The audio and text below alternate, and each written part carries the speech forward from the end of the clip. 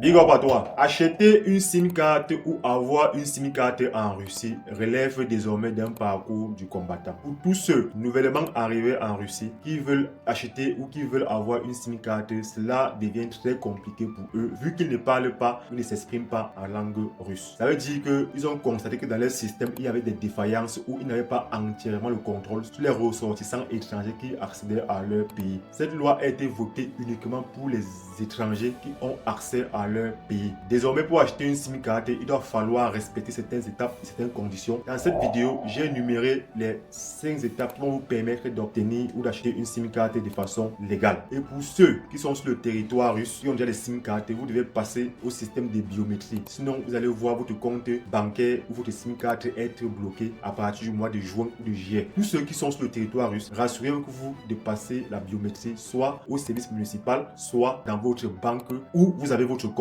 Maintenant, pour ceux qui sont nouvellement arrivés en Russie, vous devez vous faire accompagner par celui qui vous a fait venir. Vous devez être assisté par une personne sur place sur le territoire, car ces 5 étapes-là, vous ne pouvez pas le faire de vous-même, car il y a des documents à fournir et des conditions et des délais à respecter à chaque étape afin d'obtenir une SIM card et créer plus tard un compte bancaire. Je vais t'énumérer dans cette vidéo les différentes étapes à faire pour créer un compte bancaire. Il peut s'avérer difficile pour un nouveau, mais un peu plus simple pour une personne qui est là depuis ou qui a fait déjà ce parcours. Alors n'hésite pas à t'abonner, à liker et à partager cette vidéo à tous ceux qui sont sur le territoire russe ou qui veulent venir en Russie. On se prend tout de suite derrière ça. Big up.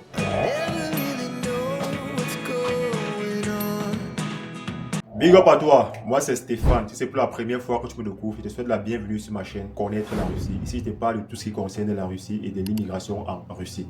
Dans la vidéo d'aujourd'hui, je te montre comment faire pour avoir ou pour acheter une SIM card désormais en Russie. Ça devient un parcours de combattant pour une personne nouvellement arrivée en Russie, mais c'est quelque chose de simple pour une personne qui a fait le parcours ou qui a eu acheté une SIM card. Acheter une SIM card et créer un compte bancaire, c'est fait en 5 étapes. Donc, il y a des documents à fournir et des délais à respecter. Alors, vous devez respecter chacune de ces étapes et aller dans l'ordre afin de pouvoir acheter une SIM card et plus tard créer un compte bancaire avec ces SIM cards si vous voulez.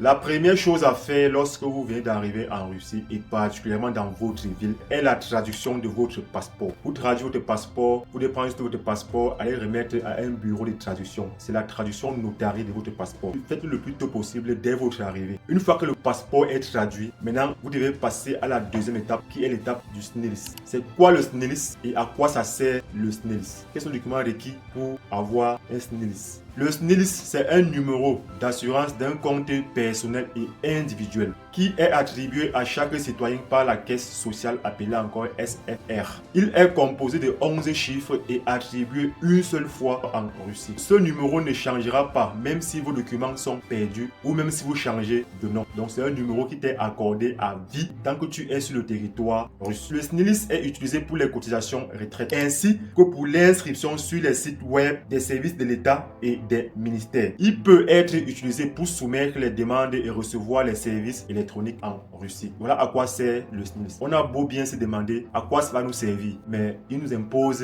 le SNILS. On est obligé de le faire. Maintenant, quels sont les documents requis pour faire le SNILS? Je tiens à rappeler que ici, nous sommes toujours dans la deuxième étape, création du SNILS. J'ai défini ce que c'est le SNILS et à quoi ça sert. Maintenant, quels sont les documents requis pour faire le SNILS et où est-ce qu'on fait le SNILS? Le SNILS, comme je l'ai dit, c'est le deuxième document après la traduction du passeport. Quel document on a besoin pour le SNILS? Ça va dépendre des villes. Mais ici, on a besoin de votre passeport traduit et notarié, de votre passeport original, de votre carte d'immigration et peut-être aussi même de votre enregistrement pour ceux qui ont déjà l'enregistrement. Voilà les documents qui sont importants pour la création du SNILS. Et où est-ce qu'on crée le SNILS? On crée le SNILS au MFC, qui est encore le service municipal, ou à MyDocumenti de votre ville. Donc, allez à MyDocumenti avec ces documents-là ou au service municipal de votre ville, car chaque ville peut avoir des conditions différentes. Mais dans ma ville, voilà ce qu'on a besoin. Et je tiens à vous rappeler, ce SNILS entre en cours 5 jours après sa création. C'est-à-dire quoi? Votre SNILS que vous allez créer par exemple lundi, c'est dès vendredi qu'il pourrait être opérationnel. Donc ce n'est pas parce que vous avez le SNILS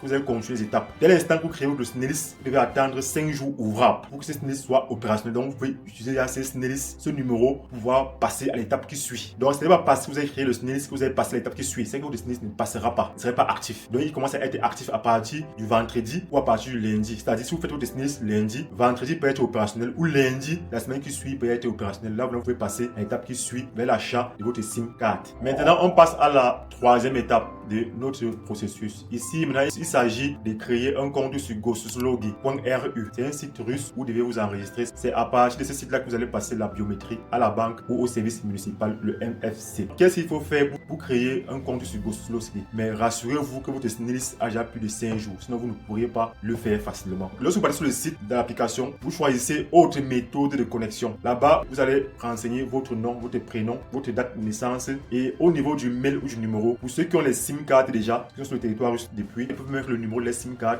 ou pour ceux qui n'ont pas les SIM cards, mettre leur mail, un mail qui est opérationnel, un mail qui est actif, car vous allez recevoir un numéro de code vers ce mail là ou vers votre numéro. Pour ceux qui ont le numéro, lorsque vous avez ajouté votre mail, votre numéro, validez le processus et vérifiez votre téléphone, vous allez recevoir un numéro, ou vérifiez votre mail, vous allez recevoir un mail. Vous allez ajouter ce code là sur le site et ça va vous rediriger vers une autre page où on va vous demander de créer maintenant à nouveau votre mot de passe. Vous allez répéter votre mot de passe, ça va vous créer le compte automatiquement avec vos informations. Vous allez aussi ajouter le numéro de SNILS que vous avez déjà eu à créer et le compte serait déjà créé. Voilà les étapes à faire ou les documents à avoir pour créer un compte sur goslogi.ru. Maintenant, une fois que ce compte est créé, on va passer à la quatrième étape de notre parcours vers l'achat de la SIM card en Russie. Pour la quatrième étape, cela consiste maintenant à passer à la biométrie. Lorsqu'on parle de biométrie, on ne parle pas d'empreinte digitale. Où est-ce qu'il faut faire la biométrie et quels sont les documents nécessaires pour passer à la biométrie? Pour la biométrie, vous pouvez le faire soit dans une banque de votre choix, soit au service municipal, c'est-à-dire au MFC de votre ville. Ça va dépendre de vous. Mais moi, je l'ai fait à la banque et non au MFC, au service municipal. À la banque, quels sont les documents nécessaires pour passer à la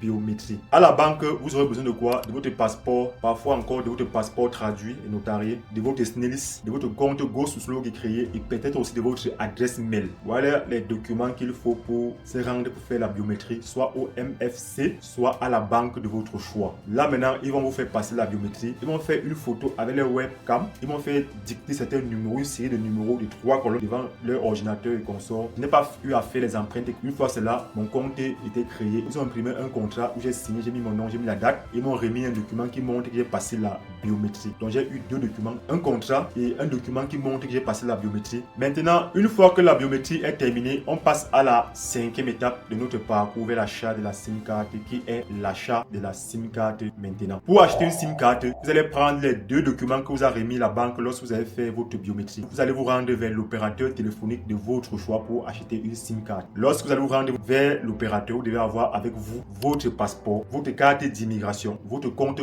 Goslogi et les documents que la banque vous a remis. C'est avec ces documents-là que vous allez acheter votre SIM card et après l'achat de votre SIM card, ils vont directement l'activer et votre SIM card serait opérationnelle. Pour ceux qui ne veulent pas trop marcher, certaines banques ont leur propre SIM card. Après avoir passé la biométrie dans cette banque, achetez les SIM card directement si vous voulez et créez directement votre compte bancaire si vous voulez. Je prends l'exemple simple. Pour ceux qui vont faire la biométrie à Cyberbank, après avoir passé la biométrie, cherchez à créer directement votre compte bancaire en achetant la SIM card de la banque. Cyberbank a une très bonne SIM card que je recommande pour beaucoup de personnes. Il vous offre 165 Go par mois à près de 300 roubles seulement. Et la connexion est fluide et ça passe bien. Donc après avoir passé la biométrie à Cyberbank, demandez à acheter directement les SIM card pour ceux qui veulent. Si vous ne voulez pas acheter les SIM card, alors sortez et partez de n'importe quel opérateur téléphonique afin d'acheter les SIM card avec les documents que j'ai mentionnés. Et dès que la SIM card sera achetée, il serait directement activé par l'opérateur. Pour ceux qui ont acheté la SIM card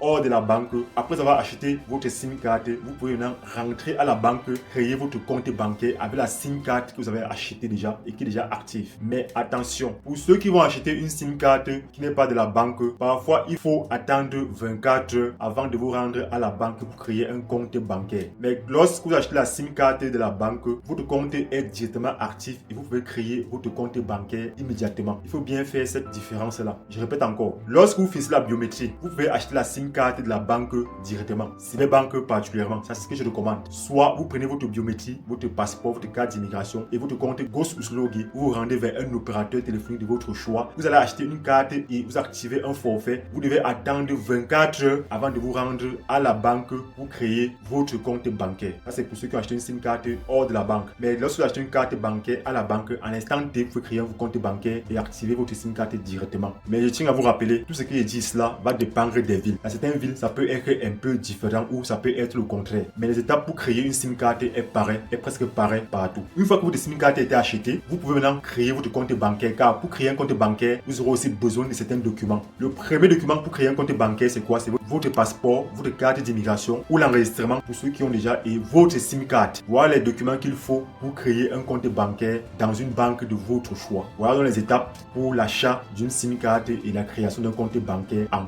Russie. Mais ce que je tiens encore à rappeler, c'est que lorsqu'on fait ce parcours une fois, elle a l'air simple. Il n'y a rien de compliqué. Pour les gens qui viennent d'arriver, vous devez être accompagné par une personne qui est déjà sur le territoire ou accompagné par une personne qui a fait le parcours. Car ça peut être difficile pour vous, vu que vous ne parlez pas et vous ne vous exprimez pas encore en langue russe. Alors je tiens à vous rappeler, tous ceux qui vous font venir, rassurez-vous que dans la ville où vous allez partir, il y aura une personne qui serait chargée de le faire. Je tiens à vous rappeler, si une personne m'appelle dans ma ville où je suis pour faire ce parcours-là, cela ne serait pas gratuit, ce serait payant, car c'est le temps que je paye pour le faire. Je tiens à vous rappeler, donc c'est pour ça que je passe le temps à le dire, faites-vous accompagner par des personnes qui sont conscientes, qui sont sérieuses, afin que vous ne soyez pas perturbés ou dérangés dès votre arrivée sur le territoire russe. Maintenant, pour tous ceux qui sont déjà sur le territoire russe depuis longtemps ou qui ont déjà des SIM cards et un compte bancaire, vous avez un délai pour passer la biométrie et créer votre compte Goslogi. Sinon, votre compte bancaire et votre SIM card seraient bloqués d'ici peu. Ça veut dire quoi? Si vous avez une SIM card de n'importe quel opérateur téléphonique, vous devez vous rendre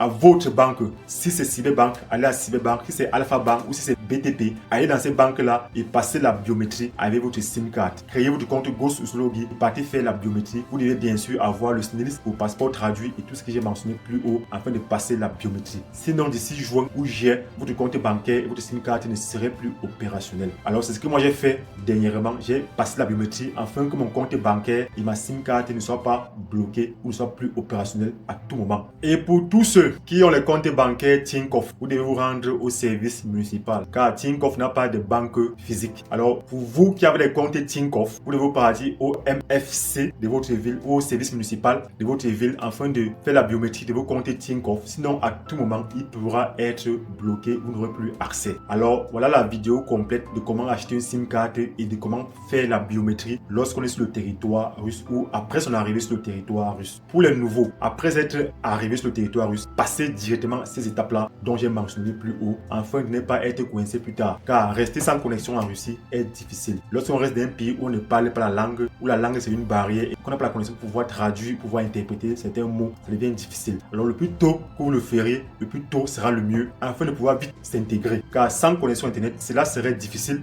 de pouvoir échanger, de pouvoir apprendre correctement la langue russe. N'hésitez pas à la partager à tous ceux qui viennent d'arriver ou à tous ceux qui sont là depuis longtemps afin que ça puisse les aider. Car ces étapes-ci peuvent être différentes, pouvoir dépendre des villes, mais le parcours est presque le même. Les gens pensaient auparavant que la biométrie, c'était les empreintes qu'on fait lorsqu'on fait la carte, la green card, la carte verte. Ce n'est pas ça. La biométrie se fait à la banque ou au service municipal de votre ville. Alors si vous n'avez pas encore fait, vous devez le faire le plus tôt possible et ne pas attendre les dernières minutes pour le faire. Car à la dernière minute, vous pouvez avoir des surprises et vous pouvez regretter plus tard et vous voir vos comptes bancaires fermés. Et une fois que vous avez créé un compte déjà Goslogi, vous pouvez acheter autant de SIM cards que vous voulez, mais vous êtes limité seulement à 10 SIM cards. Déjà, lorsque vous avez créé à 10 SIM cards, vous ne pourrez plus créer des SIM cards vers n'importe quel opérateur téléphonique. Ça, c'était mon message pour toi. Si t'es intéressé, n'hésite pas à t'abonner et à partager cette vidéo afin que cela puisse aider tout le monde. Et rendez-vous à la prochaine vidéo. Big up!